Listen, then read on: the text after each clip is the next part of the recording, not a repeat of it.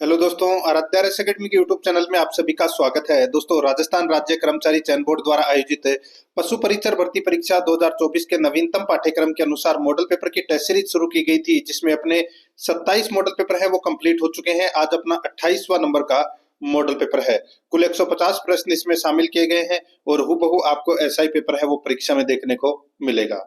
दोस्तों, अगर आपने पिछले 27 मॉडल पेपरों का अगर टेस्ट नहीं दिया है तो आप प्ले लिस्ट में जाइए, वहां पे आपको फोल्डर मिल जाएगा पशु परिचर मॉडल पेपर 2024 के नाम से वहां फोल्डर बना हुआ है। तो आप वहां जाकर पिछले मॉडल पेपरों का टेस्ट है वो अवश्य दें और उसका जो लिंक है वो आपको डिस्क्रिप्शन में भी मिल जाएगा। आराध्या रेस एकेडमी के यूट्यूब चैनल को अगर आपने अभी तक सब्सक्राइब नहीं किया तो सब्सक्राइब जरूर करें, बेल आइकन को दबाएं, वीडियो को लाइक और अपने दोस्तों के पास में शेयर जरूर करें। तो चलिए दोस्तों, शुरू करते हैं आज का अपना मॉडल पेपर नंबर 28 है। देखिए, पहला प्रश्न है, राजस्थान की भूमि में ऐसा कोई फूल नहीं उगा जो राष्ट्रीय वीरता और त्याग की सुगंध से भरकर नहीं झूला हो। यह कथन किसका है? बताइए। बहुत ही अच्छा प्रश्न है दोस्तों। यह कथन है कर्नल जेम्स टोड का। यहाँ पर ए नंबर का जो ऑप्शन है वो इसका बिल्कुल सही उत्तर इसमें हो जाएगा, याद रखना, ठीक है। बहुत ही अच्छा कथन है। नेक्स्ट आगे देखिए, यहाँ पे सेकंड नंबर का प्रश्न है, राजस्थान एकीकरण की प्रक्रिया में कुल कितना समय लगा? बताइए, एकीकरण की प्रक्रिया में कुल कितना समय लगा? तो दोस्तों, ये 7 चरणों में राजस्थान का एकीकरण हुआ। 18 मार्च 1948 से 1 नवंबर 1956 तक, यानी कि 8 वर्ष 7 माह 14 दिन लगे, ठीक है। यहाँ पर सी नंबर का जो ऑप्शन है वो इसका बिल्कुल सही उत्तर हो जाएगा। 3 नंबर का प्रश्न इसमें देखिए, निम्नलिखित में से किस सामाजिक कार्यकर्ता ने भील जनजाति के लिए जल, जंगल और जमीन आंदोलन चलाया था? निम्नलिखित में से किस सामाजिक कार्यकर्ता ने भील जनजाति के लिए जल, जंगल और जमीन आंदोलन चलाया था? इसका सही उत्तर हो जाएगा दोस्तों इसमें कौन सा? तो दोस्तों, वो है इसमें, ये चलाया था मामा बालेश्वर दयाल ने। मामा बालेश्वर दयाल ने दोस्तों ये इन्होंने एक आंदोलन चलाया था, जल, जंगल और जमीन, ठीक है, भील जनजाति के लिए। तो यहाँ पर अपना इसमें राइट आंसर क्या हो जाएगा? बी नंबर का ऑप्शन बिल्कुल सही। नेक्स्ट आगे देखिए, यहाँ पे 4 नंबर का प्रश्न है, निम्नलिखित में से किस क्रांतिकारी को पकड़ने के लिए कोटा है ये, ठीक है। किस क्रांतिकारी को पकड़ने के लिए कोटा सरकार तथा बिहार सरकार ने एक भारी इनाम की घोषणा की थी? दोस्तों, इसका जो राइट आंसर हो जाएगा वो है इसमें जोरावर सिंह बारट को पकड़ने के लिए कोटा सरकार और बिहार सरकार ने दोस्तों भारी इनाम की घोषणा की थी। यहाँ पर ए नंबर का जो ऑप्शन है वो इसका बिल्कुल सही उत्तर हो जाएगा। 5 नंबर का प्रश्न इसमें देखिए, निम्नलिखित में से किस शासक ने पानीपत के तृतीय युद्ध के पश्चात मराठा शरणार्थियों को अपने राज्य में संरक्षण दिया था? बताइए, निम्नलिखित में से किस शासक ने पानीपत के तृतीय युद्ध के पश्चात मराठा शरणार्थियों को अपने राज्य में संरक्षण दिया था? सही उत्तर हो जाएगा वो है दोस्तों महाराजा सूरजमल। तो यहाँ पर अपना इसमें डी नंबर का जो ऑप्शन है वो इसका बिल्कुल सही उत्तर हो जाएगा। और सूरजमल कहाँ के शासक थे? तो ये भरतपुर के शासक थे। नेक्स्ट आगे देखिए, यहाँ पे 6 नंबर का प्रश्न है, महाराणा प्रताप के दरबारी पंडित चक्रपाणिनि मिश्र द्वारा लिखित पुस्तक विश्व वल्लभ निम्नलिखित में से किस विषय पर आधारित है? महाराणा प्रताप के दरबारी पंडित चक्रपाणिनि मिश्र द्वारा लिखित पुस्तक विश्व वल्लभ निम्नलिखित में से किस विषय पर आधारित है? तो दोस्तों, इसका राइट आंसर हो जाएगा वो है कृषि और वनों के विकास पर आधारित है। यहाँ पर ए नंबर का ऑप्शन बिल्कुल सही उत्तर हो जाएगा। आगे देखिए, 7 नंबर का प्रश्न है, मारवाड़ के इतिहास में किस शासक का शासनकाल मारवाड़ का शौर्य युग कहलाता है? बताइए, किस शासक का शासनकाल मारवाड़ का शौर्य युग कहलाता है? तो इसका राइट आंसर हो जाएगा वो है राव मालदेव का। बी नंबर का ऑप्शन बिल्कुल सही, राव मालदेव का। नेक्स्ट आगे देखिए, यहाँ पे राजस्थान के राजपूत राजाओं ने मराठों की बढ़ती शक्ति को रोकने के लिए हुडा सम्मेलन का आयोजन किया गया था। बताइए, मराठों की बढ़ती शक्ति को रोकने के लिए हुडा सम्मेलन का आयोजन किया गया था। कहां पर किया गया था? तो ये दोस्तों वर्तमान में भीलवाड़ा में है ये हुडा, ठीक है। तो ये किया गया था दोस्तों 17 जुलाई 1734 को। 17 जुलाई 1734 को ये हुडा सम्मेलन आयोजित किया गया था। जिसकी अध्यक्षता है वो मेवाड़ के महाराणा जगत सिंह द्वितीय ने की थी। तो इसमें सही उत्तर क्या हो जाएगा? डी नंबर का ऑप्शन बिल्कुल सही। आगे देखिए यहाँ पे 1857 की क्रांति के दौरान मोती खां सूबेदार शीतल प्रसाद एवं तिलकराम के नेतृत्व में किस छावनी में विद्रोह किया गया था? बताइए दोस्तों, 1857 की क्रांति के दौरान मोती खां सूबेदार शीतल प्रसाद एवं तिलकराम के नेतृत्व में किस छावनी में विद्रोह किया गया? सही उत्तर हो जाएगा वो है दोस्तों इसमें एरनपुरा छावनी में। यहाँ पर सी नंबर का ऑप्शन बिल्कुल सही, एरनपुरा छावनी में। नेक्स्ट आगे देखिए, आमेर के किस शासक को बदनाम शासक कहा जाता है? तो दोस्तों राइट आंसर हो जाएगा यहाँ पे देखिए सवाई जयसिंह द्वितीय को, सवाई जयसिंह द्वितीय को बदनाम शासक है वो कहा जाता है। तो यहाँ पर अपना इसमें राइट आंसर क्या हो जाएगा दोस्तों? सवाई जगत सिंह द्वितीय, ठीक है, सवाई जगत सिंह द्वितीय। तो यहाँ पर बी नंबर का ऑप्शन बिल्कुल सही उत्तर हो जाएगा, सवाई जगत सिंह द्वितीय।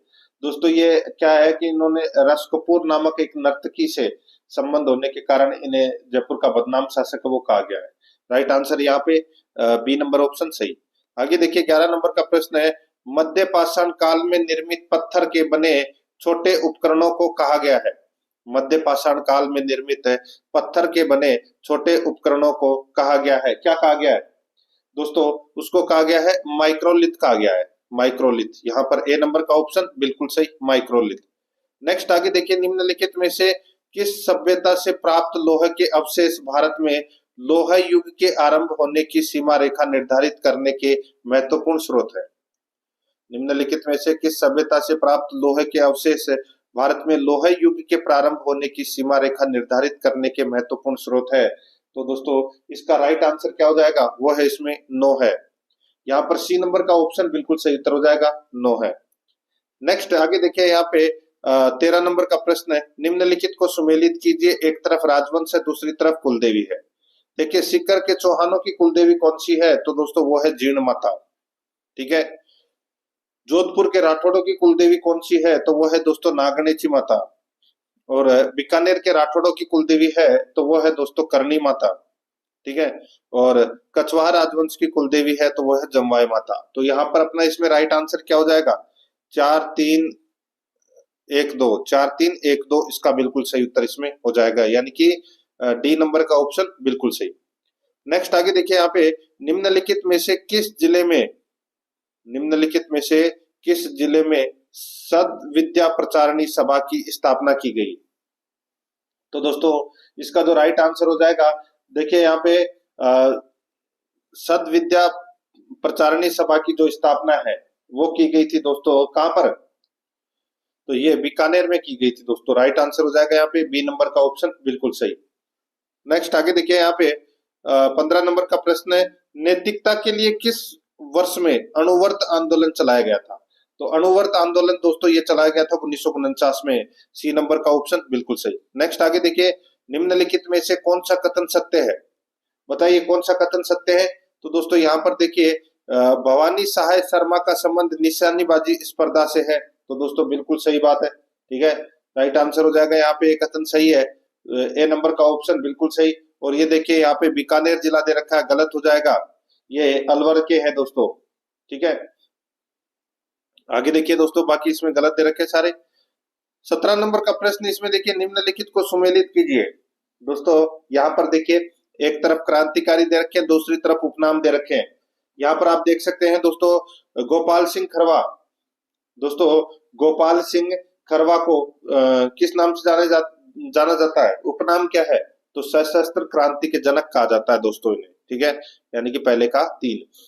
दामोदर दास राठी को दोस्तों सशस्त्र क्रांति का भामाशाह कहा जाता है, ठीक है। तो ये हो जाएगा दोस्तों यहाँ पे 4 दूसरे का। और जोरावर सिंह बारठ को राजस्थान का चंद्रशेखर या दोस्तों राजस्थान का अमरदास बैरागी भी कहा जाता है। तो यहाँ पर ये राजस्थान का चंद्रशेखर कहा जाता है जोरावर सिंह बारठ को। और बाल मुकुंद बिस्सा को दोस्तों राजस्थान का जतिन दास कहते हैं। तो यहाँ पर अपना इसमें राइट आंसर क्या हो जाएगा? वो है 3-4-2-1, 3-4 2-1 अपना इसमें राइट आंसर हो जाएगा, सी नंबर का ऑप्शन बिल्कुल सही। नेक्स्ट आगे देखिए, मेवाड़ प्रजामंडल का पहला अधिवेशन किसकी अध्यक्षता में आयोजित हुआ था? दोस्तों इसका जो राइट आंसर हो जाएगा वो है माणिक्यलाल वर्मा। ठीक है, माणिक्यलाल वर्मा की सॉरी किसकी अध्यक्षता में हुआ था? मेवाड़ प्रजामंडल का पहला अधिवेशन किसकी अध्यक्षता में हुआ था? तो दोस्तों देखिए, बलवंत राय मेहता, नाम तो सुना ही होगा दोस्तों आपने। और ये जो प्रजामंडल की जो स्थापना है, ठीक है, तो ये यहां पर मैं एक चीज आपको बता देता हूं दोस्तों। देखिए ऑप्शन में बलवंत राय मेहता है वो नहीं दे रखा, तो यहाँ पर माणिक्यलाल वर्मा आएगा।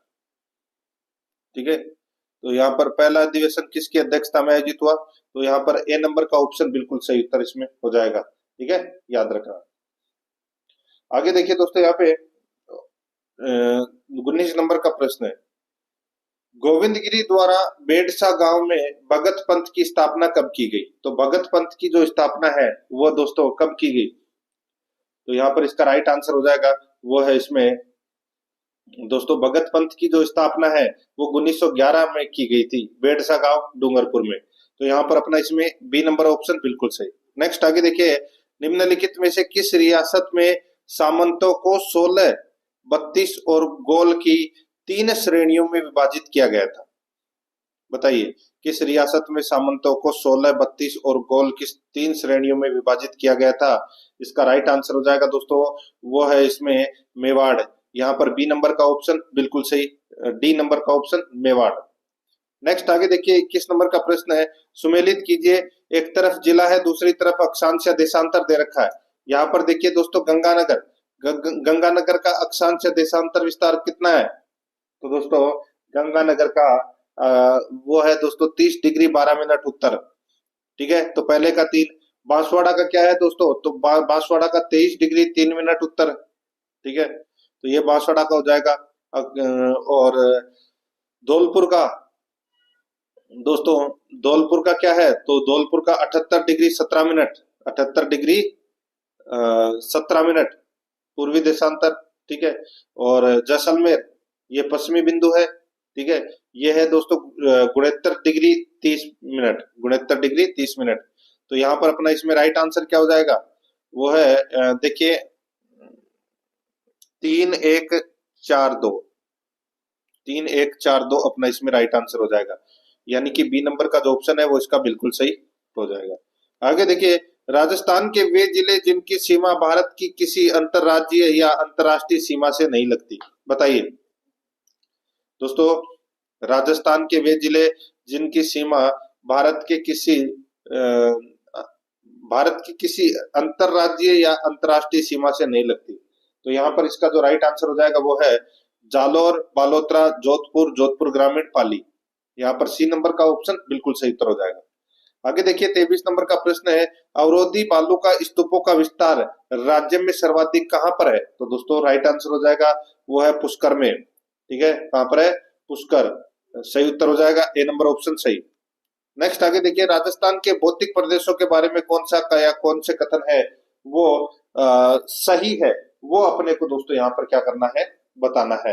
देखिए यहाँ पे अच्छा प्रश्न है ये भी। देखिए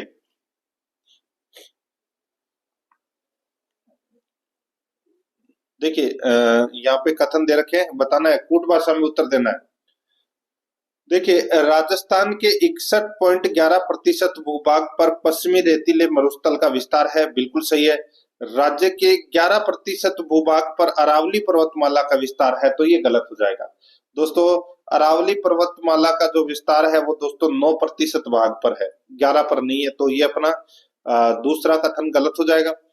राज्य के 23% भूभाग पर पूर्वी मैदानी प्रदेश का विस्तार है, तो दोस्तों बिल्कुल सही बात है। तो यहाँ पे 1 और 3 तो इसमें सही हो गया, चौथा भी देख लीजिए।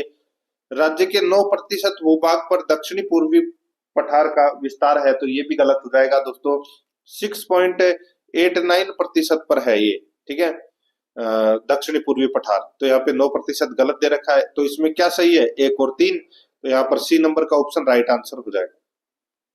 आगे देखिए, राजस्थान में मरुस्थलीय प्रदेश में स्थित शुष्क प्रदेश तथा अर्धशुष्क प्रदेश को कौन सी संवर्षा रेखा अलग करती है? बताइए, शुष्क प्रदेश और अर्धशुष्क प्रदेश को कौन सी संवर्षा रेखा अलग करती है? तो दोस्तों इसका जो राइट आंसर हो जाएगा वो है इसमें 25 सेंटीमीटर संवर्षा रेखा। ठीक है, यहाँ पर अपना इसमें बी नंबर का जो ऑप्शन है वो इसका बिल्कुल सही उत्तर हो जाएगा। नेक्स्ट आगे देखिए, यहाँ पे राजस्थान में किस अवधि के दौरान संभागीय व्यवस्था अस्तित्व में नहीं रही? तो दोस्तों संभागीय व्यवस्था अस्तित्व में ये नहीं रही दोस्तों 1962 से 1987 तक। 1962 से 1987 तक ये दोस्तों संभागीय व्यवस्था है वो नहीं थी। यहाँ पर बी नंबर ऑप्शन बिल्कुल सही। देखिए 50 प्रश्न है वो परीक्षा के अंदर है, राजस्थान इतिहास, कला, संस्कृति और राजस्थान भूगोल से संबंधित परीक्षा में पूछे जाएंगे। ठीक है, और सबसे पहले अपन वही पढ़ रहे हैं यहाँ पे, फिर उसके बाद में साइंस के पूछे जाएंगे, फिर मैथ के, करंट अफेयर के, और फिर पशुपालन से संबंधित प्रश्न है। ठीक है, देखिए राजस्थान में मृदा का निम्न में से कौन सा प्रकार सर्वाधिक उपजाऊ माना जाता है? तो दोस्तों वो है जलोढ़ मृदा का। यहाँ पर अपना इसमें बी नंबर ऑप्शन सही। नेक्स्ट आगे देखिए, राजस्थान के निम्नलिखित में से किन जिलों में लाल पीली रेतीली मृदा पाई जाती है? लाल पीली रेतीली मृदा ये दोस्तों नागौर, डीडवाना, कुचामन, पाली में पाई जाती है। ए नंबर का ऑप्शन बिल्कुल सही। नेक्स्ट आगे देखिए, यहाँ पे 29 नंबर का प्रश्न है, राजस्थान में उष्ण कटिबंधीय कटीले वनों के संबंध में निम्नलिखित सत्य कथन को छांटिए। दोस्तों अपने को क्या करना है, सत्य कथनों को क्या छांटना है, और फिर दोस्तों कूट भाषा में भी अपने को उत्तर देना है कि कौन सा इसमें सही है। तो दोस्तों देखिए यहाँ पे बात हो रही है उष्ण कटिबंधीय कटीले वनों की। ठीक है, तो देखिए इन वनों का विस्तार राजस्थान के पश्चिमी मरुस्थल में शुष्क व अर्धशुष्क प्रदेशों में पाया जाता है। बिल्कुल सही है। इन्हें मरुस्थलीय वनस्पति या मरुद्भिद जीरोपाइट के नाम से भी जानते हैं, या जीरोपाइट भी कहते हैं। बिल्कुल सही है। आगे देखिए, इस वनस्पति की जड़ें गहरी होती हैं व पत्तियां छोटी होती है। बिल्कुल सही है। इनमें प्रमुख वन सागवान। अब मरुस्थल के अंदर सागवान कहां से होगा दोस्तों, ये तो सीधा सा इसमें गलत दे रखा है। ठीक है, तो यहाँ पर बांस, सीताफल, ये देखो कितने नाम दे रखे हैं, ये गलत दे रखे हैं ये नाम। तो यहाँ पर अपना इसमें राइट आंसर क्या हो जाएगा, वो है 1 2 3। 1 2 3 इसमें क्या है, सही है। बाकी इसमें दोस्तों देखिए वनस्पति घास भी होती है, तो बेर, बबूल, कैर, नीम, दोकड़ा, रोइडा, खेजड़ी ये होती है दोस्तों। यहाँ पर तो इसमें बांस, सीताफल, देखो आम गलत दे रखा है ये चौथा। तो 1 2 3 इसमें क्या हो जाएगा, सही हो जाएगा। तो यहाँ पर सी नंबर का जो ऑप्शन है वो इसका बिल्कुल सही उत्तर हो जाएगा। यहाँ पर 1 2 3 इसमें सही है। आगे देखिए, राजस्थान में प्रतिवर्ष 12 दिसंबर को किस स्थान पर वृक्ष महोत्सव का आयोजन किया जाता है? दोस्तों इसका राइट आंसर हो जाएगा वो है खेजड़ली, जोधपुर ग्रामीण में। यहाँ पर ए नंबर का ऑप्शन बिल्कुल सही, खेजड़ली, जोधपुर ग्रामीण में। नेक्स्ट आगे देखिए, राज्य के कितने प्रतिशत भाग पर खुले वन पाए जाते हैं? तो दोस्तों खुले वन है ये पाए जाते हैं कितने प्रतिशत भाग पर, तो 1.28% पर। 1.28% पर खुले वन है वो पाए जाते हैं, ओपन फॉरेस्ट। नेक्स्ट आगे देखिए, यहाँ पे राजस्थान का सबसे ऊंचा बांध कौन सा है? राजस्थान का सबसे ऊंचा बांध है वो है दोस्तों कौन सा?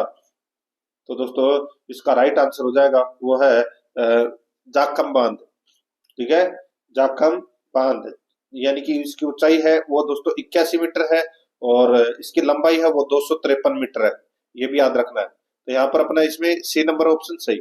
आगे देखिए, आदिवासियों की गंगा व राजस्थान की कामधेनु के उपनाम से प्रसिद्ध नदियों के लिए सही सुमेलित युग्म कौन सा है?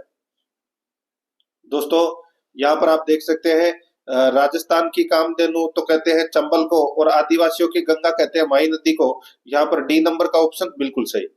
नेक्स्ट आगे देखिए, निम्नलिखित नदी समूह में से किस नदी समूह का उद्गम राजस्थान से बाहर है? तो राजस्थान से बाहर तो दोस्तों किसका उद्गम है, यहाँ पर बताइए। तो दोस्तों यहाँ पर इसका जो राइट आंसर हो जाएगा वो है इसमें देखिए आहू, काली सिंध, पार्वती और परबत, इन सभी का उद्गम है वो राजस्थान से बाहर है। तो यहाँ पर डी नंबर का ऑप्शन बिल्कुल सही उत्तर हो जाएगा। 35 नंबर का प्रश्न इसमें देखिए, भुज झील राजस्थान के किस जिले में स्थित है? भुज झील भुज झील कहाँ है दोस्तों? तो ये जैसलमेर में है। यहाँ पर सी नंबर का ऑप्शन बिल्कुल सही, जैसलमेर में। आगे देखिए, बांध व संबंधित जिला युग्म में से कौन सा सही सुमेलित नहीं है? कौन सा सही सुमेलित नहीं है? तो यहाँ पर देखिए, गलवानिया बांध भीलवाड़ा, गलवानिया बांध भीलवाड़ा में नहीं है दोस्तों। ये कहां पर है? तो दोस्तों ये टोंक में है, ठीक है। बाकी इसमें सारे सही दे रखे हैं। ए नंबर का ऑप्शन बिल्कुल सही उत्तर हो जाएगा। मातरकुंडिया बांध चित्तौड़गढ़, आकोदड़ा बांध उदयपुर, माधो सागर बांध दौसा, ठीक है। ए नंबर ऑप्शन बिल्कुल सही। आगे देखिए, यहाँ पे राज्य में ग्रीष्म ऋतु में चलने वाली गर्म तेज हवा क्या कहलाती है? गर्म तेज हवा क्या कहलाती है दोस्तों? इसका राइट आंसर हो जाएगा, वो है लू कहलाती है। बी नंबर ऑप्शन बिल्कुल सही, लू। आगे देखिए, राजस्थान का वह जिला कौन सा है जिसकी जनसंख्या वृद्धि दर राष्ट्रीय जनसंख्या वृद्धि दर के बराबर है? दोस्तों इसका जो राइट आंसर हो जाएगा वो है इसमें कौन सा? तो वो है राजसमंद। यहाँ पर डी नंबर का ऑप्शन बिल्कुल सही, राजसमंद, ठीक है, याद रखना। राजसमंद जिले की जनसंख्या वृद्धि दर दोस्तों 17.7% है, ठीक है। और राष्ट्रीय जनसंख्या वृद्धि दर भी 17.7% है, ठीक है, ये भी याद रखना है। आगे देखिए, यहाँ पे राज्य में निम्न में से सर्वाधिक पुरुष साक्षरता दर वाला जिला कौन सा है? कौन सा युग्म सही है वो बताना है। तो दोस्तों यहाँ पर देखिए, पुरुष साक्षरता सर्वाधिक कहाँ है? तो दोस्तों झुंझुनू में है। झुंझुनू, कोटा, जयपुर, सीकर। झुंझुनू, कोटा, दोस्तों जयपुर, सीकर। तो यहाँ पर इसका राइट आंसर हो जाएगा ए नंबर का ऑप्शन बिल्कुल सही उत्तर हो जाएगा इसमें। आगे देखिए दोस्तों, यहाँ पे 40 नंबर का प्रश्न है, राज्य में मार्च 2022 तक रेल मार्ग की कुल लंबाई कितनी है? बताइए दोस्तों। इसका जो राइट आंसर हो जाएगा वो है इसमें, कुल लंबाई की अगर मैं बात करूं तो दोस्तों वो है 6019 किलोमीटर। 6019 किलोमीटर यहाँ पर है। ए नंबर का ऑप्शन बिल्कुल सही। आगे देखिए, निम्नलिखित में से किस दुर्ग में चित्तौड़ के तीसरे शाखे में वीरगति प्राप्त जयमल व फत्ता की मूर्तियां स्थित है? तो दोस्तों जयमल व फत्ता की मूर्तियां है वो कहां पर स्थित है? तो ये दोस्तों जूनागढ़ किला बीकानेर में। तो यहाँ पर अपना डी नंबर का ऑप्शन बिल्कुल सही। नेक्स्ट आगे देखिए, निम्नलिखित को सुमेलित कीजिए। दोस्तों यहाँ पर देखिए, तिमनगढ़, दोस्तों तिमनगढ़ कहां पर है? तिमनगढ़ का किला तो दोस्तों ये करौली में स्थित है। ये कहां पर है? करौली में। ये करौली है, ठीक है, करौली में है ये। तो ये पहले का पहला हो जाएगा। टोटगढ़ का है तो दोस्तों टोटगढ़ दुर्ग ब्यावर में स्थित है ये, ठीक है। और असीरगढ़, असीरगढ़ जो किला है वो दोस्तों टोंक में स्थित है। और जूनागढ़ है वो कहां पर है? तो दोस्तों जूनागढ़, यहाँ पर जूना किला, ठीक है, जूना किला है वो बाड़मेर में। तो यहाँ पर इसमें राइट आंसर क्या हो जाएगा? ये तो सारे सही, पहले से ही सही सुमेलित है। तो यहाँ पर ए नंबर का ऑप्शन बिल्कुल सही। जूनागढ़ का है बीकानेर में और जूना किला बाड़मेर में। आगे देखिए, राजस्थान में प्रसिद्ध सालिम सिंह की हवेली तथा नतमल की हवेली कहाँ है? तो दोस्तों ये जैसलमेर में है। ये तो सभी को पता होगा। आगे देखिए, निम्नलिखित में से डूंगरपुर में स्थित एक थम्बिया महल का निर्माण किसने करवाया? तो दोस्तों एक थम्बिया महल का निर्माण है वो किसने करवाया? तो वो करवाया शिव सिंह ने।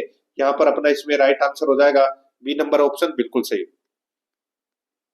आगे देखिए, निम्नलिखित को सुमेलित कीजिए। दोस्तों देखिए, यहाँ पे जोगीदास की छतरी कहाँ है? तो दोस्तों जोगीदास की छतरी उदयपुर वाटी में है ये जोगीदास की छतरी। और बंजारों की छतरी कहाँ है? तो दोस्तों लालसोट दौसा में है बंजारों की छतरी। गोपाल सिंह खरवा की छतरी दोस्तों करौली में स्थित है। और जगन्नाथ कछवा की छतरी दोस्तों मांडलगढ़ में स्थित है, ठीक है। तो यहाँ पर इसका राइट आंसर क्या हो जाएगा? 1 2 4 3, 1 2 4 3 अपना इसमें सही उत्तर हो जाएगा। तो यहाँ पर ए नंबर ऑप्शन बिल्कुल सही। आगे देखिए, 46 नंबर का प्रश्न है, देलवाड़ा के जैन मंदिरों में कौन सा शामिल नहीं है? देलवाड़ा के जैन मंदिरों में कौन सा शामिल नहीं है? तो यहाँ पर देखिए दोस्तों, इसमें शांतिनाथ मंदिर है, ये नहीं है शामिल इसमें। बाकी शांतिनाथ मंदिर है वो झालावाड़ में स्थित है। बाकी तीनों है ऋषभदेव, नेमिनाथ और पार्श्वनाथ मंदिर, ये तीनों है। डी नंबर ऑप्शन बिल्कुल सही। आगे देखिए, निम्नलिखित में से किस लोक देवता की फड़ सबसे बड़ी है? किस लोक देवता की फड़ सबसे बड़ी है? तो वो है दोस्तों देवनारायण जी। यहाँ पर सी नंबर का ऑप्शन बिल्कुल सही उत्तर हो जाएगा, देवनारायण जी। आगे देखिए, 48 नंबर प्रश्न, निम्नलिखित में से किस लोक देवता के बारे में कहा जाता है कि उन्होंने महमूद गजनवी से युद्ध किया था? तो महमूद गजनवी से दोस्तों गोगा जी ने युद्ध किया था। सी नंबर का ऑप्शन बिल्कुल सही उत्तर हो जाएगा, गोगा जी ने। आगे देखिए दोस्तों, यहाँ पे 49 नंबर का प्रश्न है, निम्नलिखित में से गोटिया अंबा मेले का आयोजन कहाँ होता है? गोटिया अंबा मेले का आयोजन है वो कहाँ होता है? तो दोस्तों ये बांसवाड़ा में होता है। कहाँ पर होता है? बांसवाड़ा में। तो यहाँ पर बी नंबर का ऑप्शन बिल्कुल सही उत्तर हो जाएगा, बांसवाड़ा में। आगे देखिए 50 नंबर का प्रश्न है, निम्नलिखित में से असत्य कथन का चुनाव कीजिए। असत्य कथन का अपने को क्या करना है? चुनाव करना है कि कौन सा इसमें दोस्तों असत्य है। देखिए सरिस्का में भर्तरी मेले का आयोजन होता है, जो उज्जैन के राजा भर्तरी का तपस्या स्थल है। ठीक है, तो दोस्तों इसमें देखिए जो ये कथन दे रखा है, ठीक है, तो ये कथन क्या है? सही है। क्या सही है? तो दोस्तों नहीं। देखिए मैं आपको यहाँ पे बताता हूँ। अब देखो असत्य कथन का है वो चयन करना है, तो ये अपना गलत हो जाएगा। सरिस्का में बर्तली मेले का आयोजन होता है, ठीक है, और क्या क्या बताना है? असत्य कथन कौन सा है? ठीक है, जो उज्जैन के राजा भर्तरी का तपस्या स्थल है। तो दोस्तों बिल्कुल सही बात है। सरिस्का में सरिस्का अलवर में भर्तरी के मेले का आयोजन होता है, और ये स्थान है वो उज्जैन के राजा भर्तरी का तपस्या स्थल है। बिल्कुल सही बात है। भर्तरी मेला कनफटे साधुओं के तीर्थ स्थल के रूप में जाना जाता है। कनफटे साधुओं के तीर्थ स्थल के रूप में क्या करता है? जाना जाता है। ठीक है, तो यहाँ पर देखिए बिल्कुल सही है। तो इसमें कनफटे साधुओं का तीर्थ स्थल है, तो ये भी सही है इसमें। ठीक है, और देखिए दोस्तों यहाँ पे तीसरा, भर्तरी मेले का मुख्य आकर्षण बम नृत्य है। भर्तरी मेले का जो मुख्य आकर्षण है वो कालबेलिया नृत्य है, बम नृत्य नहीं है, तो यहाँ पर ये गलत हो जाएगा। ठीक है, और भर्तरी मेला चैत्र शुक्ल सप्तमी तथा कार्तिक पूर्णिमा को आयोजित होता है, तो दोस्तों ये गलत हो जाएगा। दोस्तों भर्तरी मेला वर्ष में 2 बार आयोजित होता है, एक बैसाख मास में और एक भाद्रपद शुक्ल सप्तमी अष्टमी को। ठीक है, तो यहाँ पर है ये भी गलत हो जाएगा। तो इसमें अपने को सही विकल्प का चयन करना है, तो सही तो इसमें 1 और 2 ही है, तो यहाँ पर ए नंबर का ऑप्शन बिल्कुल सही उत्तर इसमें हो जाएगा।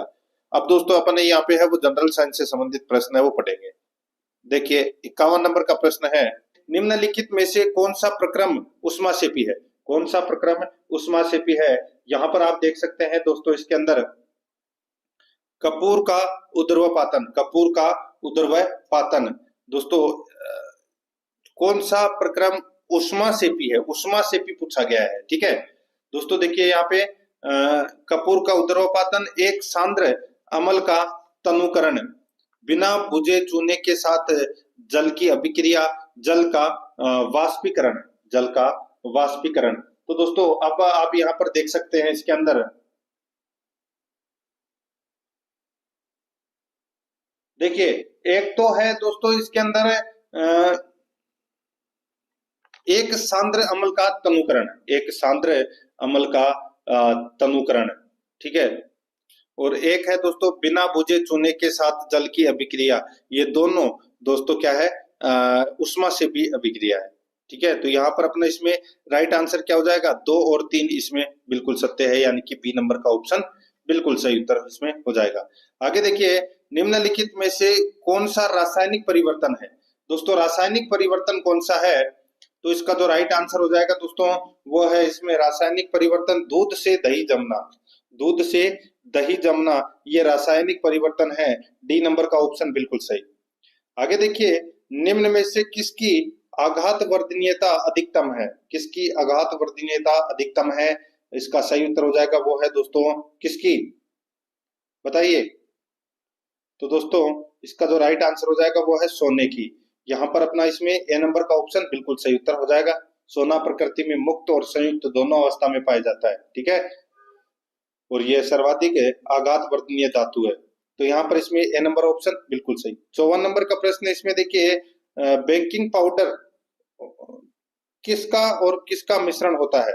दोस्तों बेकिंग पाउडर है ये बेकिंग सोडा और टार्टरिक अम्ल का मिश्रण प्रयुक्त होता है इसमें। ठीक है, तो यहाँ पर अपना इसमें राइट आंसर क्या हो जाएगा? सोडियम हाइड्रोजन बाइकार्बोनेट और टार्टरिक एसिड का मिश्रण है दोस्तों बेकिंग पाउडर। तो यहाँ पर अपना इसमें बी नंबर का जो ऑप्शन है वो इसका बिल्कुल सही उत्तर इसमें हो जाएगा, याद रखना। ठीक है, आगे देखिए दोस्तों यहाँ पे निम्नलिखित में से किसे भविष्य की धातु कहा जाता है? भविष्य की धातु किसे कहा जाता है? तो दोस्तों टाइटेनियम को भविष्य की धातु है वो कहा जाता है, यहाँ पर सी नंबर का ऑप्शन बिल्कुल सही उत्तर इसमें हो जाएगा, टाइटेनियम। आगे देखिए, प्लास्टिक कचरे के लिए दी गई सूची में से गलत कथन की पहचान करें। प्लास्टिक कचरे के लिए दी गई सूची में से गलत कथन का अपने को क्या करना है, पहचान करना है। यहाँ पर देखिए, प्लास्टिक का उपयोग खाद बनाने के लिए किया जाता है। प्लास्टिक का उपयोग खाद बनाने के लिए किया जाता है। यहाँ पर अपना इसमें प्लास्टिक कचरे के लिए दी गई सूची में गलत कथन का प्रयोग करना है। तो प्लास्टिक का उपयोग खाद बनाने के लिए किया जाता है, ये गलत हो जाएगा इसमें, पहला ही कथन। दोस्तों, प्लास्टिक एक ऐसी सामग्री है जो हल्की, मजबूत और लंबे समय तक चलने वाली होती है, ठीक है।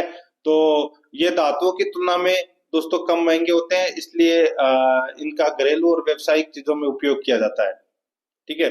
और ये दोस्तों इसको अपन विघटित है वो नहीं कर सकते, केंचुआ और सूक्ष्म जीव है, ये विघटित नहीं कर सकते।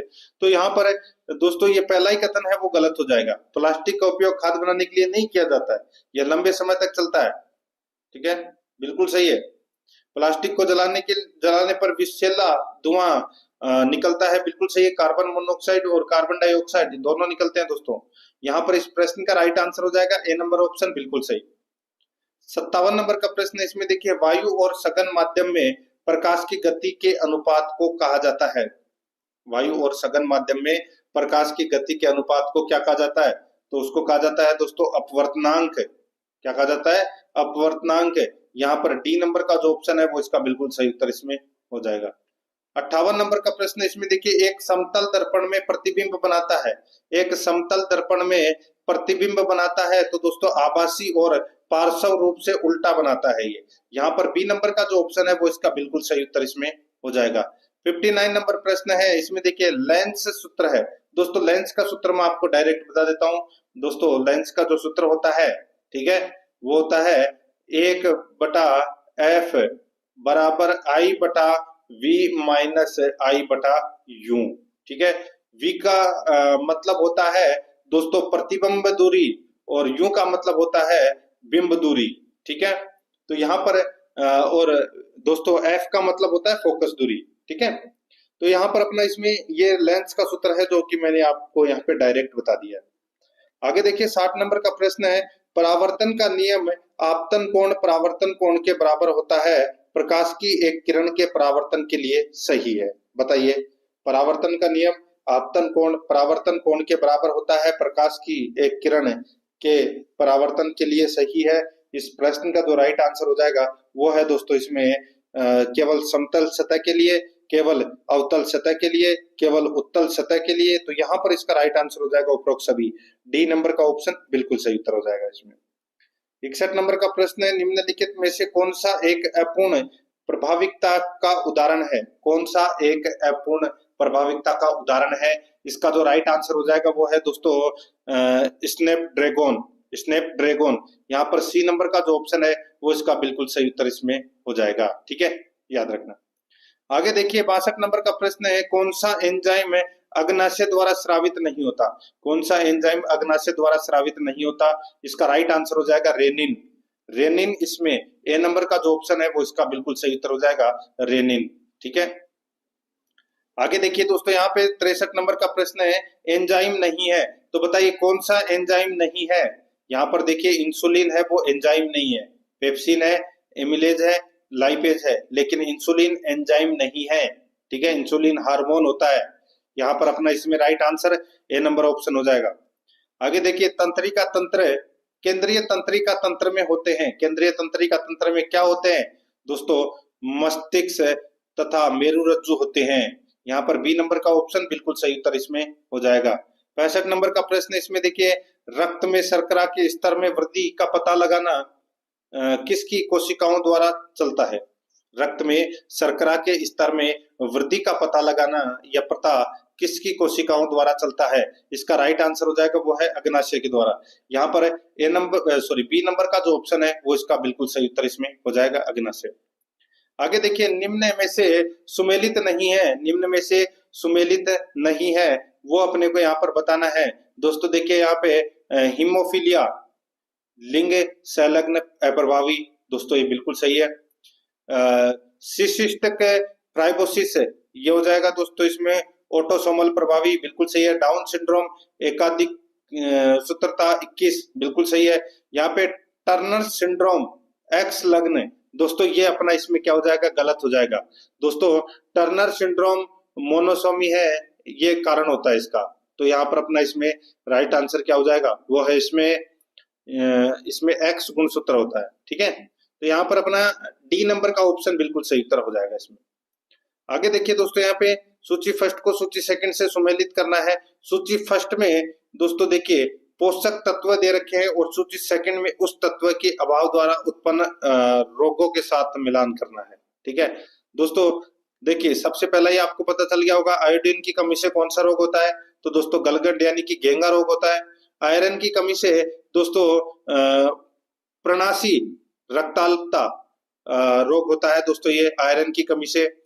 और नियासिन की कमी से दोस्तों पेलाग्रा रोग होता है। और विटामिन बी की कमी से दोस्तों सूक्ष्माणु रक्ताल्पता रोग होता है। तो यहाँ पर अपना इसमें राइट आंसर क्या हो जाएगा, वो है इसमें 3-2-4-1, 3-2-4-1 इसका बिल्कुल सही उत्तर इसमें हो जाएगा। यहाँ पर अपना इसमें देखिए 3-2-4-1,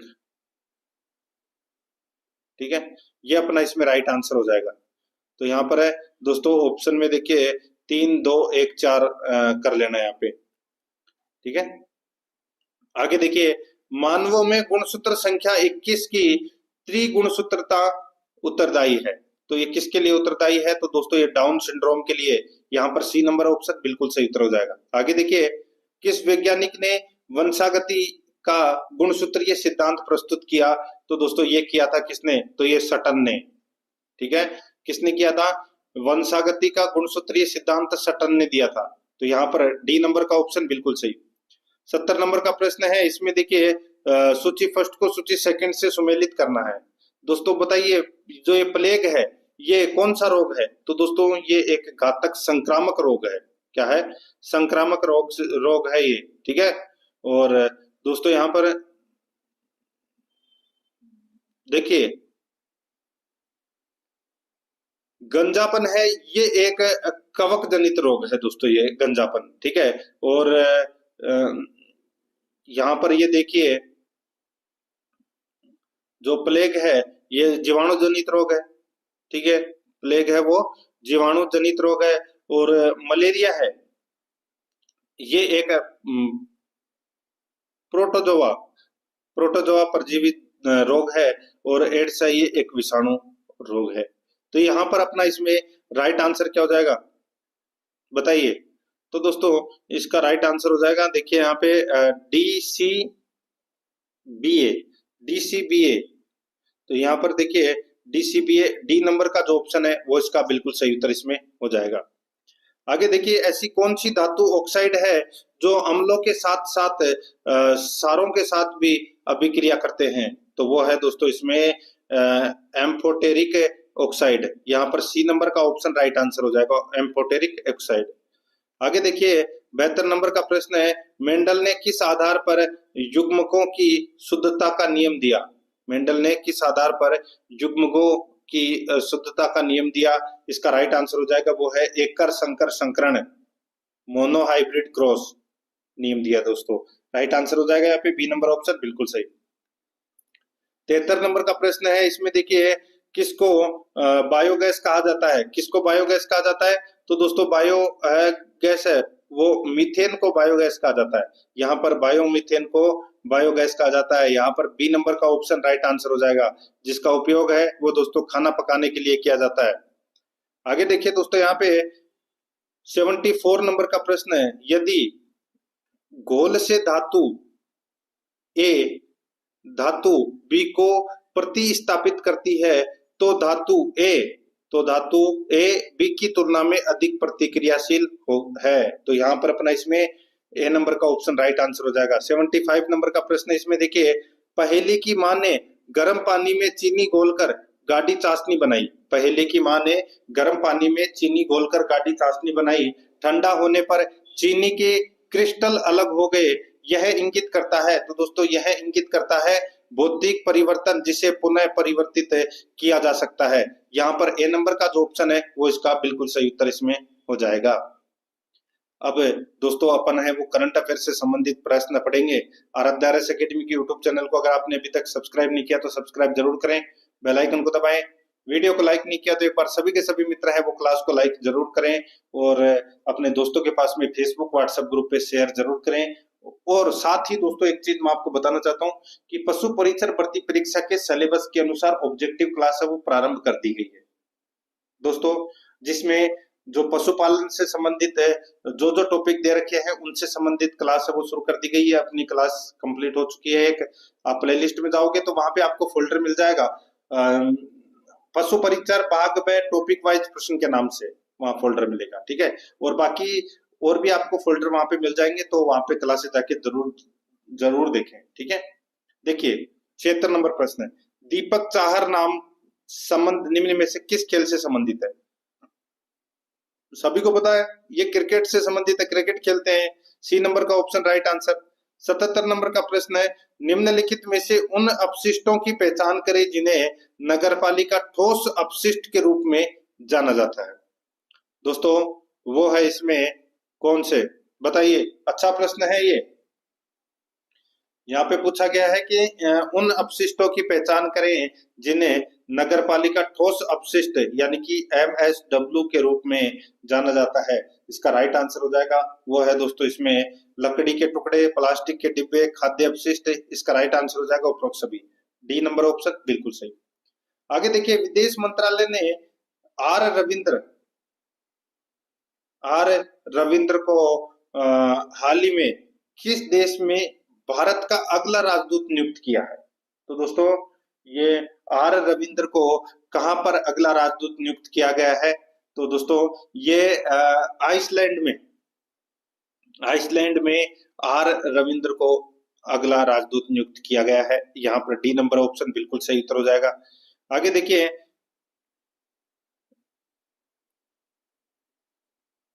दोस्तों यहाँ पे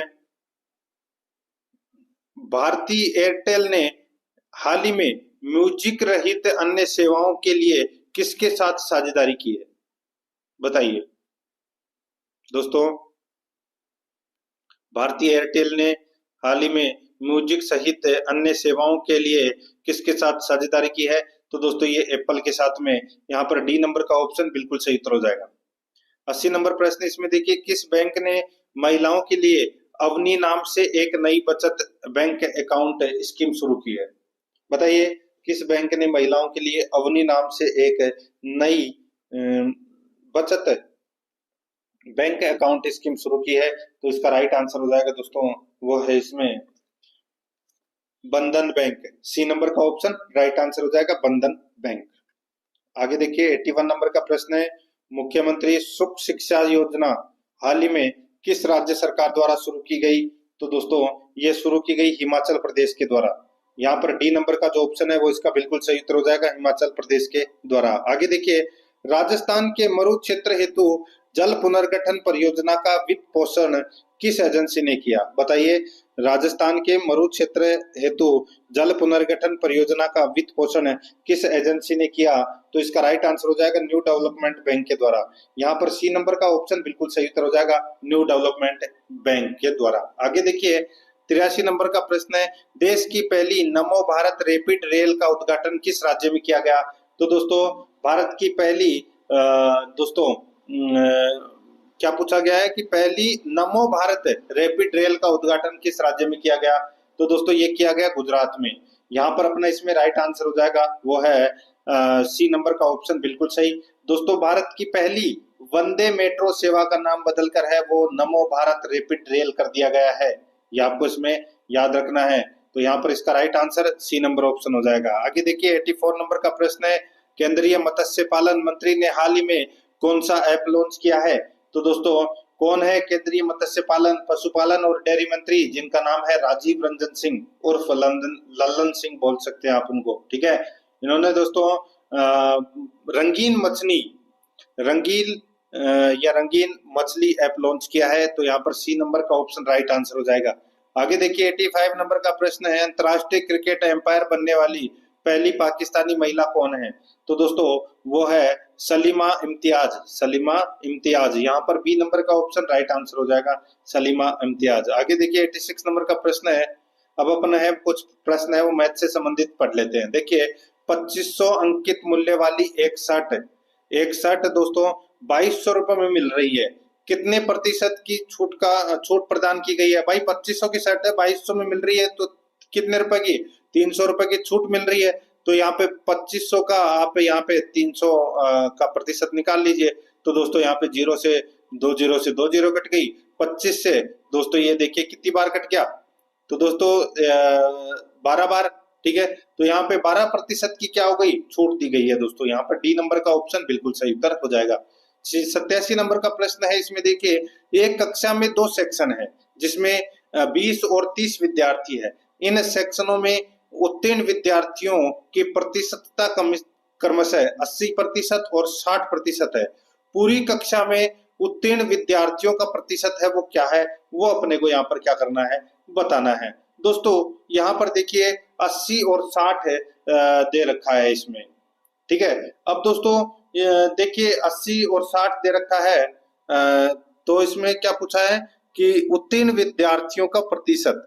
ठीक है, 50 एक कक्षा के 2 सेक्शन है तो टोटल कितने हो गए? 50 विद्यार्थी हो गए। ठीक है, और प्रतिशत की बात करूं तो दोस्तों यहाँ पे 80 और 60 कितना होता है? 140। ठीक है, तो दोस्तों इस प्रश्न का जो राइट आंसर हो जाएगा वो है दोस्तों इसमें कितना प्रतिशत? तो इसमें दोस्तों 68%। तो यहाँ पर बी नंबर का जो ऑप्शन है वो इसका बिल्कुल सही उत्तर इसमें हो जाएगा। ठीक है भाई, 50 विद्यार्थी है और एक सेक्शन में दोस्तों 80% उत्तीर्ण है, तो दूसरे सेक्शन में 60%। ठीक है, तो यहाँ पर टोटल दोस्तों इसमें 68% इसका बिल्कुल सही उत्तर है वो हो जाएगा। ठीक है, आगे देखिए दोस्तों यहाँ पे 88 नंबर का प्रश्न है। एक बिजली का बल्ब 4200 रुपए में खरीदा गया। एक बिजली का बल्ब है वो दोस्तों 4200 रुपए में क्या किया गया? खरीदा गया। इसका मूल्य 8% प्रतिवर्ष की दर से कम होता है। एक वर्ष बाद इसका मूल्य कितना होगा? एक वर्ष बाद में इसका मूल्य कितना होगा? तो दोस्तों सीधा सा है 4200 इंटू भाई 8% कम हो रहा है, तो यानी कि 92 यानी कि 92/100 कर दीजिए। 0 से 0 कट गया, 92 को 42 से मल्टीप्लाई कर लीजिए, आपका राइट आंसर आ जाएगा दोस्तों 3864 है। 3864 है, तो यहाँ पर सी नंबर का ऑप्शन बिल्कुल सही। आगे देखिए 89 नंबर का प्रश्न है। रमेश 75 वस्तुएं 10,800 की खरीदता है। 75 वस्तुएं 10,800 की खरीदता है तथा उनको 5 वस्तुओं के विक्रय मूल्य के बराबर हानि पर बेचता है। एक वस्तु का विक्रय मूल्य है वो क्या होगा, वो अपने को यहाँ पर बताना है। जैसे कि मान लीजिए दोस्तों वस्तु का विक्रय मूल्य है वो अपन ने क्या मान लिया? X मान लिया। ठीक है, और 75 वस्तुओं का क्रय मूल्य यहाँ पर दे रखा है 10,800 दे रखा है। ठीक है, अब हानि दे रखा है दोस्तों इसमें 5x हानि है, वो क्या है कि उनको 5 वस्तुओं के विक्रय मूल्य के बराबर हानि पर बेचता है, यानी कि 5x क्या हो गई? अपनी हानि होगी। ठीक है, अब दोस्तों अपन इसमें समीकरण बनाए तो दोस्तों इसमें बनेगा 10,800 माइनस 5x माइनस 75x। ठीक है, बस ये होगा। तो यहाँ पर दोस्तों माइनस माइनस क्या हो जाएंगे? प्लस, तो 75 और 5 कितने हो जाएंगे? 80। तो दोस्तों यहाँ पे 10,800 में से आप 80 का भाग दे लीजिए, आपके पास में 135 आ जाएगा, और ये 135 है, ये एक वस्तु का विक्रय मूल्य 135 रुपए है। तो यहाँ पर अपना इसमें सी नंबर का ऑप्शन राइट आंसर हो जाएगा। आगे देखिए 90 नंबर का प्रश्न है। एक वस्तु को 91 रुपए में बेचने पर सुधा को 30% का लाभ होता है। देखिए सीधा सा है भाई, एक वस्तु को 91 रुपए में बेचने पर सुधा को 30% का लाभ होता है। यदि वह इसे 68.75 में बेचती तो उसका हानि या लाभ प्रतिशत क्या है वो अपने को बताना है। तो दोस्तों सबसे पहले अपने को क्या करना है? वस्तु का क्रय मूल्य निकालना है साहब। तो वस्तु का क्रय मूल्य कितना निकालेंगे कि भाई 91 रुपए में बेच रहा है तो 30% का लाभ हो रहा है। तो दोस्तों यहाँ पे 91 इंटू 100/130 कर दीजिए, क्रय मूल्य निकल कर आ जाएगा। ये दोस्तों यहाँ से 0 से 0 कट गया। 91 इंटू 10 कितना हो गया 910। 910 में 13 का भाग दोगे तो दोस्तों कितना आ जाएगा दोस्तों 70। कितना आ जाएगा 70। ये तो हो गया दोस्तों वस्तु का क्रम मूल्य। अब दोस्तों यहाँ पर देखिए वह इसे कितने 78.75 में बेचता, यानी कि दोस्तों 70 रुपए की कोई वस्तु है उसको 78.75 में, यानी कि 8 रुपए और 75 पैसे, 8 रुपए और दोस्तों 75 पैसे ज्यादा में बेचता। तो दोस्तों यहाँ पे 70 इंटू 100 यानी कि प्रतिशत निकाल लीजिए। 8.75/70 इंटू 100। तो यहाँ पर इस प्रश्न का जो राइट आंसर हो जाएगा वो है दोस्तों 12.5% आएगा इसका राइट आंसर। ठीक है, 12.5% इसमें क्या होगा लाभ होगा। यहाँ पर ए नंबर का ऑप्शन बिल्कुल सही उत्तर इसमें हो जाएगा। आगे देखिए 91 नंबर का प्रश्न है।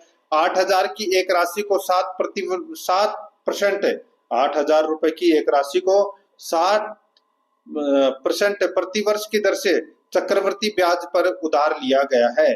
ठीक है, 2 वर्ष पश्चात मिश्रधन क्या होगा, मिश्रधन क्या होगा दोस्तों। यहाँ पे देखिए मूलधन के साथ में ब्याज जोड़कर अपने को क्या करना है बताना है। सीधा सा आप ऐसे भी कर सकते हैं इसको। देखिए भाई 7% यहाँ पर दे रखा है तो इसको आप दोस्तों डायरेक्ट ऐसे लिख दीजिए 8,000 इंटू 107/100 इंटू 107/100। ठीक है, बस ज्यादा कुछ खास करने की जरूरत है नहीं मित्रों। यहाँ पर आपके पास में सीधा सा राइट आंसर हो जाएगा 9,159.20। ये आपका इसमें राइट आंसर हो जाएगा दोस्तों सी नंबर का ऑप्शन बिल्कुल सही। आगे देखिए 92 नंबर का प्रश्न है। 5% प्रतिवर्ष चक्रवर्ती ब्याज पर 800 रुपए कितने वर्ष में 882 हो जाएंगे। दोस्तों देखिए सीधा सा है, 800 का 5% कितना होता है दोस्तों 40 रुपए होता है। ठीक है, और फिर दोस्तों अगली जो राशि आ जाएगी वो 840 हो जाएगी, और 840 का दोस्तों यहाँ पर जो 5% हो जाएगा वो कितना हो जाएगा दोस्तों, वो हो जाएगा 42 रुपए। तो दोस्तों सीधा सा हो जाएगा यहाँ पे, और 40 जोड़ दी 42 इसमें जोड़ दीजिए 800 में, तो दोस्तों टोटल 2 वर्ष इसका राइट आंसर हो जाएगा। सीधा सा सिंपल, ना भी आप कुछ करना भी इसको नहीं आए तो भी आप ये ऑटोमेटिक कर सकते हैं। ठीक है, 2 वर्ष इसका राइट आंसर। भाई पहले साल का 40 और दूसरे साल का 42 ब्याज होगा। आगे देखिए 4650 की एक राशि साधारण ब्याज से उधार दी जाती है। यदि वार्षिक ब्याज दर 7.5% है तो 4 वर्षों के लिए साधारण ब्याज क्या होगा। भाई दोस्तों देखिए राशि कितनी है 4,650 रुपए। ठीक है, कितनी है 4,650 रुपए की राशि है। दर यहाँ पर दे रखी है दोस्तों 7.5%। ठीक है दोस्तों, सीधा सा है यहाँ पे देखिए 46 वही मूलधन इंटू समय इंटू दर बटे 100। तो यहाँ पर 4,650 इंटू 7.5 इंटू समय कितना है 4/100। बस यही है, और क्या है कुछ खास नहीं है इसमें। अगर आप 0 से हटा ये पॉइंट हटा दोगे तो इधर 0 1 लगा देना। 25 से ये दोस्तों 3 बार कट गया, और ये कट गया दोस्तों 40 बार। ठीक है, ये कट गया इससे 10 बार। ठीक है, और ये 0 से 0 कट गया। आप दोस्तों यहाँ पे 465 को आप 3 से मल्टीप्लाई कर लीजिए। ठीक है, आपका राइट आंसर निकल के आ जाएगा दोस्तों 1395 इसका सही उत्तर होगा। यहाँ पर सी नंबर का जो ऑप्शन है वो इसका बिल्कुल सही। आगे देखिए सोमू ने 10,000 की एक धनराशि एक साहूकार से 7% प्रति 6 महीने की दर से साधारण ब्याज पर उधार ली। 3 वर्ष बाद उसे साहूकार को कितनी राशि का भुगतान करना होगा। भाई देखिए यहाँ पे समय है वो 6 महीने का दे रखा है। ठीक है, 3 साल का, तो यहाँ पे समय है वो दोस्तों कितने का हो जाएगा डबल हो जाएगा। ठीक है भाई, ब्याज 6 महीने में ले रहा है तो 3 साल में कितनी बार देना पड़ेगा 6 बार। तो दोस्तों साधारण ब्याज अपने को निकालना है दोस्तों सीधा सा 10,000 इंटू समय दर कितनी है 7% इंटू समय है वो कितनी बार ब्याज कितनी बार चुकाएंगे 6 बार। तो यहाँ पे 6/100। ठीक है दोस्तों, 0 से 0 कट गया। 100 इंटू 6 कितने हो गए दोस्तों 700। 100 इंटू 7 कितने हो गए 700, और 700 इंटू 6 कितने हो गए दोस्तों 4200। ठीक है, कितने हो गए 4200। तो यहाँ पर दोस्तों 4200 है वो अपन क्या करेंगे 10,000 में क्या करेंगे ऐड करेंगे तो कितने हो जाएंगे दोस्तों ये हो जाएंगे 14,200। यहाँ पर अपना सी नंबर का ऑप्शन राइट आंसर हो जाएगा। 95 नंबर का प्रश्न है, इसमें देखिए 3:5 के प्रत्येक पद में क्या जोड़े कि यह अनुपात 5:6 हो जाए। भाई दोस्तों देखिए यहाँ पे 3:5 दे रखा है, ठीक है, यानी कि 3 और 5 दे रखा है। यहाँ पे अपने को बताना है कि 5:6 कब हो जाएगा ये। दोस्तों अब आप यहाँ पर देखिए जोड़ के देख लीजिए, ऑप्शन के अनुसार मैं आपको बोलूं तो दोस्तों देखिए इसमें आप भाई दो दो तक तो कुछ होगा नहीं, ठीक है, यानी कि 5 और 6 चाहिए, तो 3 इसमें जोड़े तो ये हो जाएगा 6 और ये हो जाएगा दोस्तों 8, तो फिर भी नहीं होगा। फिर दोस्तों 4 जोड़ के देख लीजिए, तो यहाँ पे दोस्तों 3 और 4 7, ठीक है, और 5 और 4 कितने हो जाएंगे 9, फिर भी नहीं होगा। फिर दोस्तों यहाँ पे देखिए 5 जोड़ के देख लीजिए, तो ये 8 और ये 10, तो ये भी नहीं होगा। फिर दोस्तों 6 जोड़ के देख लीजिए, तो ये हो जाएगा दोस्तों 9 और ये हो जाएगा दोस्तों 11, तो यहाँ पर ये भी नहीं होगा। फिर दोस्तों यहाँ पर देख लीजिए, अगर अपन 7 जोड़ के देखें, ठीक है, अगर अपन 7 जोड़ के देखें ऑप्शनों के अनुसार, मैंने यहाँ पे दोस्तों देखिए 7 ऑप्शन में ले लिया, 3 और 5 अनुपात ले लिया, तो इसमें अगर मैं 7 जोड़ूं तो कितना हो जाएगा 10, और इसमें अगर मैं 7 जोड़ूं तो कितना हो जाएगा, तो 7 और 5 कितना हो जाएगा 12। तो दोस्तों यहाँ पर देखिए इसको काटेंगे 2 से तो ये 5 आ जाएगा, और इसको काटेंगे तो 6, तो यहाँ पे 5:6 आ रहा है कि नहीं आ रहा, ऑप्शन में आ रहा है। ऑप्शन उठा के कर लीजिए, सीधा सा राइट आंसर आपके सामने निकल कर आ जाएगा, बी नंबर का ऑप्शन बिल्कुल सही। आगे देखिए 96 नंबर का प्रश्न है, यदि x प्लस वाई अनुपात y प्लस जेड अनुपात z प्लस x बराबर 2:3:4 है, तो x y z 27 हो, तो दोस्तों z कितना होगा। दोस्तों देखिए ये तीनों का अनुपात है वो दोस्तों कितना है 27 है, ठीक है, तीनों का अनुपात कितना है 27 है। अब दोस्तों यहाँ पर आप देख सकते हैं 2 और 3 कितने होते हैं, 2 और 3 होते हैं दोस्तों, देखिए 2 और 3 5 और 4 9, यानी कि एक बराबर कितना आएगा दोस्तों, यहाँ पे एक बराबर आएगा दोस्तों इसमें 3, ठीक है, कितना यहाँ पे देखिए प्लस में दे रखा है ये, ठीक है, तो यहाँ पर है इसका जो राइट आंसर निकल कर आ जाएगा वो आ जाएगा दोस्तों 15। जेड बराबर कितना आएगा इसमें दोस्तों 15 आएगा, ठीक है, यहाँ पर इसका right answer C number option हो जाएगा। आगे देखिए यहाँ पे 17 संख्याओं का औसत 29 है, तो सबसे पहले अपन क्या करेंगे 29 इंटू दोस्तों 17 करेंगे तो कितना आएगा, तो दोस्तों ये आ जाएगा 493, ठीक है। पहली 9 संख्याओं का औसत 31 है, तो दोस्तों पहली 9 संख्याओं का औसत 31 है, तो यहाँ पे 9 इंटू क्या करेंगे 31 करेंगे तो कितना आ जाएगा, तो दोस्तों ये 279 आ जाएगा, ठीक है। और दोस्तों अंतिम 9 संख्याओं का औसत 27 है, तो दोस्तों यहाँ पे 9 इंटू 27 हो जाएगा, तो 9 इंटू 27 कितना हो जाएगा, तो दोस्तों ये 243 हो जाएगा, कितना हो जाएगा 243, ठीक है, 9 इंटू 27 कितना हो जाएगा 243। अब दोस्तों यहाँ पर देखिए 9 की संख्या, दोस्तों देखिए यदि 9वीं संख्या को बाहर रखा जाए तो शेष संख्याओं का औसत क्या होगा, तो शेष संख्याओं का औसत है वो क्या होगा।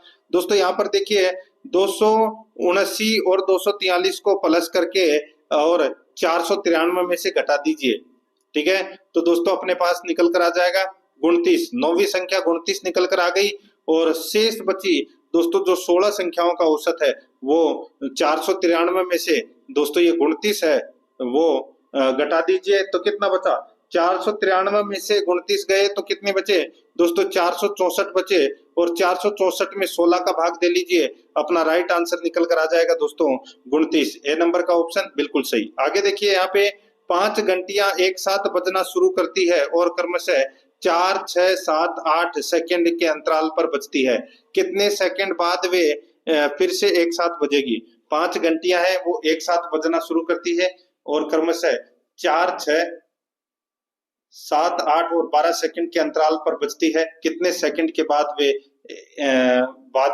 फिर से एक साथ बजेगी। दोस्तों यहाँ पर देखिए 4 6 7 8 12, ठीक है, तो दोस्तों देखिए पहले ये 98 वाला देख लीजिए, 8 के पहले 8 गुणकों का औसत है दोस्तों, 8 के पहले 8 गुणकों का औसत है, तो यहाँ पर क्या होगा दोस्तों 8 है, 16, ठीक है, फिर 24 है, फिर 32 है, फिर 32 के बाद में दोस्तों 40 है, फिर 48 है, फिर 56 है, फिर 64, ठीक है।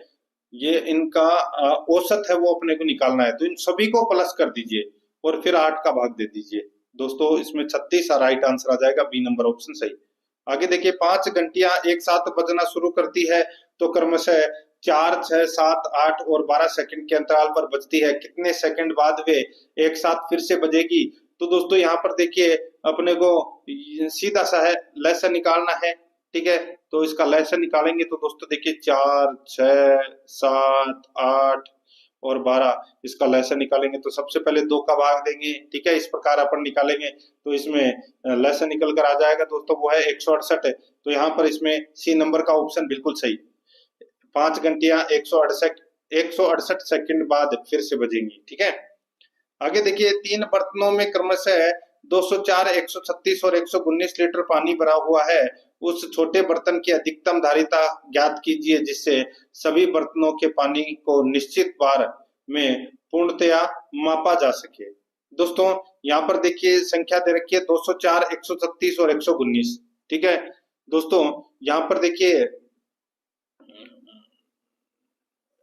204 है, ठीक है। इसको अपन दोस्तों 17 इंटू 12 लिख सकते हैं, ठीक है, 17 इंटू 12 लिख सकते हैं, ठीक है। 136 को अपन दोस्तों 17 इंटू 8 है वो लिख सकते हैं और 119 को दोस्तों 17 इंटू 7 लिख सकते हैं। तो यहाँ पर देखिए 17 है वो कॉमन आ रहा है, तो यहाँ पर 17 लीटर इसका राइट आंसर हो जाएगा, बी नंबर ऑप्शन बिल्कुल सही। आगे देखिए दोस्तों यहाँ पे 101 नंबर का प्रश्न है, दूधशाला में बर्तन धोने के लिए ज्यादातर कौन से शोधन काम में आते हैं? तो कौन से शोधन काम में आते हैं? तो दोस्तों सारिक शोधक काम में आते हैं। यहाँ पर डी नंबर का ऑप्शन बिल्कुल सही उत्तर हो जाएगा। आगे देखिए 102 नंबर का प्रश्न है, IBR-PI निमोनिया का टीका सबसे पहले किस महीने की उम्र में बछड़े को दिया जाना चाहिए? IBR-PI निमोनिया का टीका सबसे पहले किस महीने की उम्र में बछड़े को दिया जाना चाहिए? तो इसका राइट आंसर हो जाएगा वो है 4 महीने। यहाँ पर बी नंबर का ऑप्शन बिल्कुल सही उत्तर हो जाएगा, 4 महीने बाद है वो टीका लगवाना चाहिए जन्म के, बी नंबर ऑप्शन सही। आगे देखिए बछड़े को अपनी माँ के साथ पालना कहलाता है, बछड़े को अपनी माँ के साथ पालना क्या कहलाता है? तो दोस्तों वो सकलिंग कहलाता है। यहाँ पर सी नंबर का ऑप्शन राइट आंसर हो जाएगा सकलिंग, ठीक है। ये सकलिंग क्या है? ये प्राकृतिक विधि है जिसमें बछड़े को अपनी माँ के साथ ही पाला जाता है और उसका दूध पिलाया जाता है। सी नंबर का ऑप्शन बिल्कुल सही। आगे देखिए 16 डिग्री सेल्सियस पर सामान्य संपूर्ण दूध का औसत विशिष्ट गुरुत्व क्या है? 16 डिग्री सेल्सियस पर सामान्य संपूर्ण दूध का औसत विशिष्ट गुरुत्व क्या है? इसका जो राइट आंसर हो जाएगा वो है दोस्तों इसमें 1.032। यहाँ पर अपना इसमें राइट आंसर क्या हो जाएगा? वो है ये 16 डिग्री दोस्तों सेल्सियस पर सामान्य संपूर्ण दूध का औसत विशिष्ट गुरुत्व है वो 0.32 है। यहाँ पर अपना इसमें राइट आंसर क्या हो जाएगा? बी नंबर का ऑप्शन बिल्कुल सही उत्तर इसमें हो जाएगा, ठीक है। आगे देखिए यहाँ पे दोस्तों बेजा चरवाहा समुदाय किन देशों में पाया जाता है? तो दोस्तों ये पाया जाता है मिस्र और सूडान में। यहाँ पर बी नंबर का ऑप्शन राइट आंसर हो जाएगा, मिस्र और सूडान में। आगे देखिए गाय में भ्रूण या गर्भ का निवास कहलाता है, तो वो क्या कहलाता है? वो कहलाता है दोस्तों कोविंग, कोविंग बोलते हैं उसे। यहाँ पर इसमें ए नंबर ऑप्शन बिल्कुल सही, कोविंग। नेक्स्ट आगे देखिए 107 नंबर का प्रश्न है, किस नस्ल के सींग की विशेषताओं में दराती सींग, सुडोल, थुतुन व चमकदार आंखें शामिल हैं? बताइए, अच्छा प्रश्न है दोस्तों। किस नस्ल की सींग की विशेषताओं में दराती सींग, सुडोल, थुतुन व चमकदार आंखें शामिल है? इसका राइट आंसर हो जाएगा वो है सुरती। यहाँ पर सी नंबर का ऑप्शन राइट आंसर हो जाएगा, सुरती।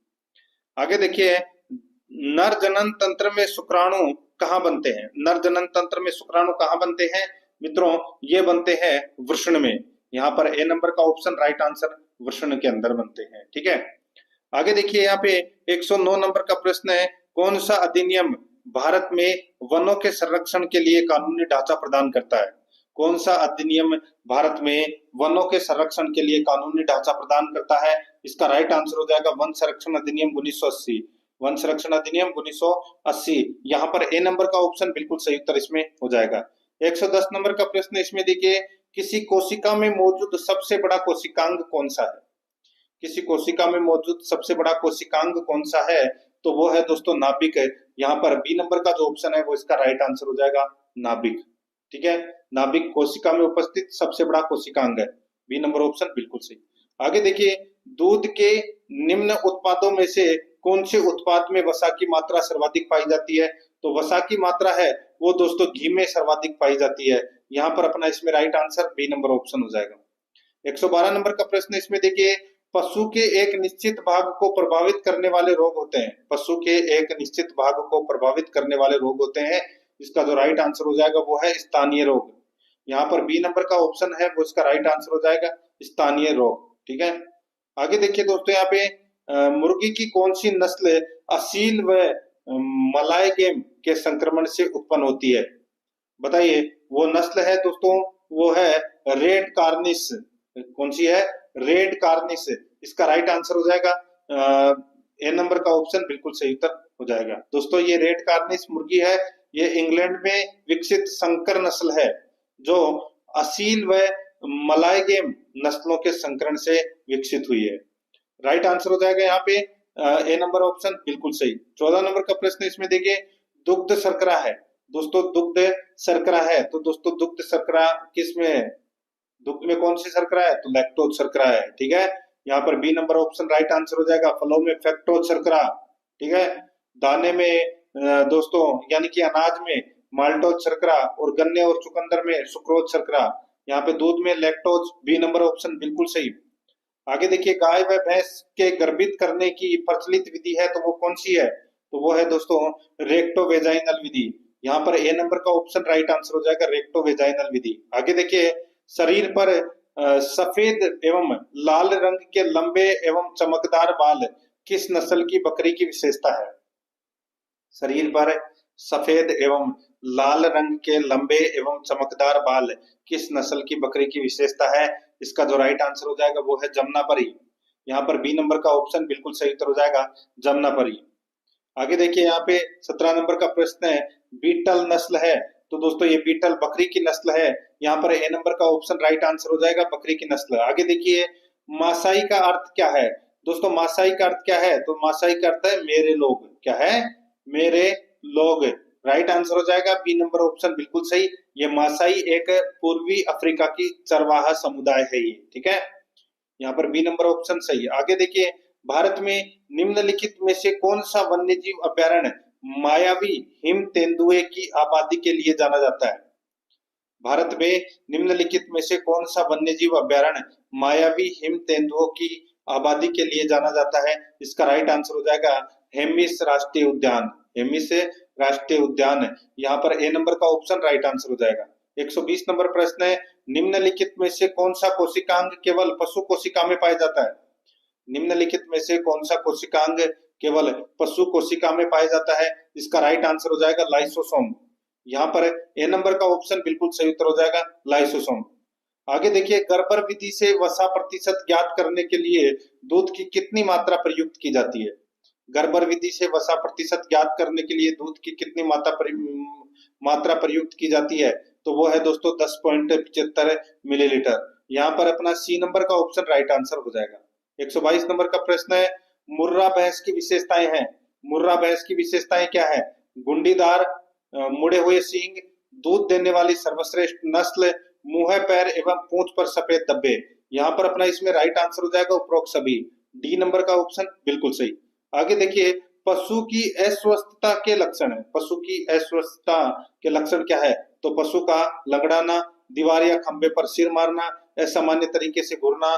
तो यहाँ पर इसका राइट आंसर हो जाएगा उपरोक्त सभी। डी नंबर का ऑप्शन बिल्कुल सही, उपरोक्त सभी। आगे देखिए, घरेलू मुर्गी क्या है?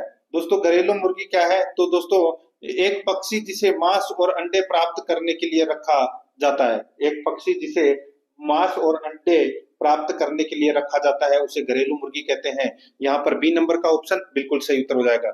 125 नंबर का प्रश्न है, इसमें देखिए, स्कम्ड दूध के दही में प्रोटीन का प्रतिशत होता है? स्कम्ड दूध के दही में प्रोटीन का प्रतिशत होता है, तो ये होता है दोस्तों 3.3 से 3.5। यहाँ पर ए नंबर का ऑप्शन बिल्कुल सही उत्तर हो जाएगा। आगे देखिए, गर्भावधि में बछड़ा देने के 15 दिन पहले अनुमानित समय को क्या कहते हैं? गर्भावधि में बछड़ा देने के 15 दिन पहले के अनुमानित समय को क्या कहते हैं? उसको कहते हैं दोस्तों मध्य चक्र। यहाँ पर डी नंबर का ऑप्शन बिल्कुल सही उत्तर हो जाएगा, मध्य चक्र। 127 नंबर का प्रश्न है, इसमें देखिए, कौन सी भैंस के सींग छोटे व जलेबी के आकार के मुड़े हुए होते हैं? तो इसका राइट आंसर हो जाएगा वो है मुर्रा नस्ल के। ठीक है, यहाँ पर अपना सी नंबर का ऑप्शन राइट आंसर हो जाएगा, मुर्रा नस्ल। आगे देखिए, निम्नलिखित में से कौन सा भारत में वन संरक्षण का प्राथमिक उद्देश्य नहीं है? वन संरक्षण का प्राथमिक उद्देश्य दोस्तों देखिए, जैव विविधता में संरक्षण है, मृदा एवं जल संरक्षण है, जलवायु विनियमन है, लेकिन यहाँ पे औद्योगिकरण को बढ़ावा देना ये वन संरक्षण का प्राथमिक उद्देश्य नहीं है।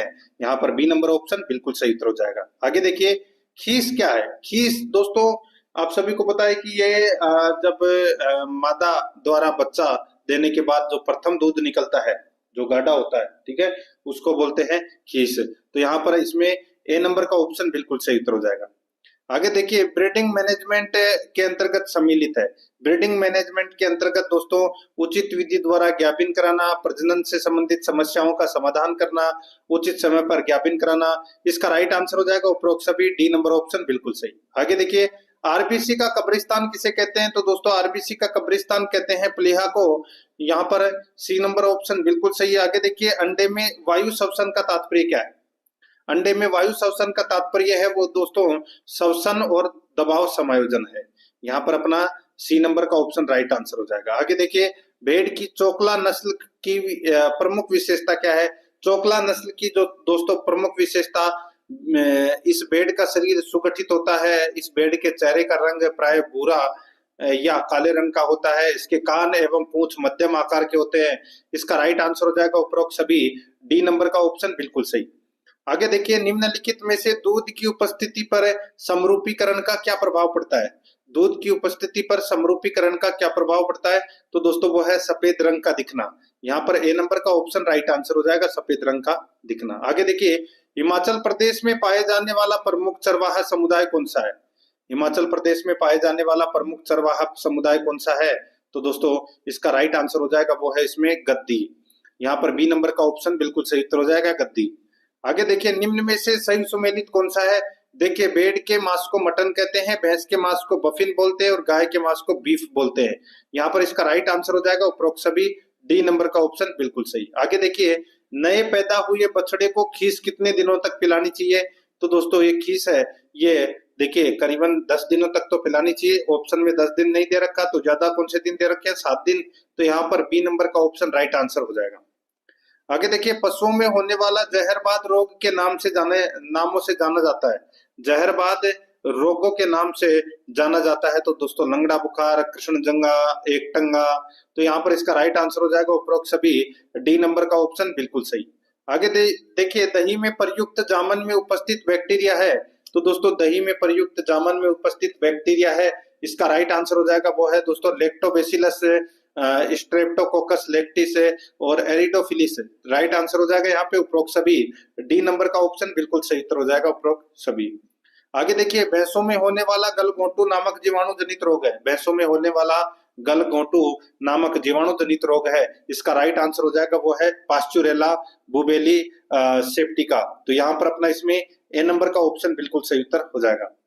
141 नंबर का प्रश्न, इसमें देखिए, पशुओं में होने वाला खुरपका मुंहपका रोग से बचाव हेतु प्रयुक्त वैक्सीन है, तो वो वैक्सीन कौन सी है? तो दोस्तों इसका जो राइट आंसर हो जाएगा वो वैक्सीन है दोस्तों एफएमडी वैक्सीन। कौन सी है? एफएमडी। यहाँ पर सी नंबर का ऑप्शन बिल्कुल सही। आगे देखिए, पशुओं में होने वाला एंथ्रेक्स रोग किस रोग कारक के कारण होता है? तो दोस्तों ये होता है बेसिलस एंथ्रेसिस रोग कारक के कारण होता है ये। यहाँ पर अपना इसमें right answer B number option हो जाएगा। आगे देखिए, एक वयस्क गाय के लिए कितने वर्ग फीट क्षेत्रफल को संतोषजनक है माना जाता है? तो दोस्तों इसका राइट आंसर हो जाएगा वो है 20 से 30 फीट, 20 से 30 वर्ग फीट। यहाँ पर अपना इसमें बी नंबर का ऑप्शन राइट आंसर।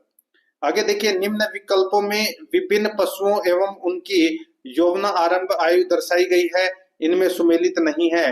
दोस्तों यहाँ पर देखिए, घोड़ी की यौवन आरंभ अवस्था है वो 18 से 24 माह है, गोवंश की संकर की है 8 से 18 माह है, बकरी की दोस्तों यहाँ पे गलत दे रखा है 16 से 24 माह है।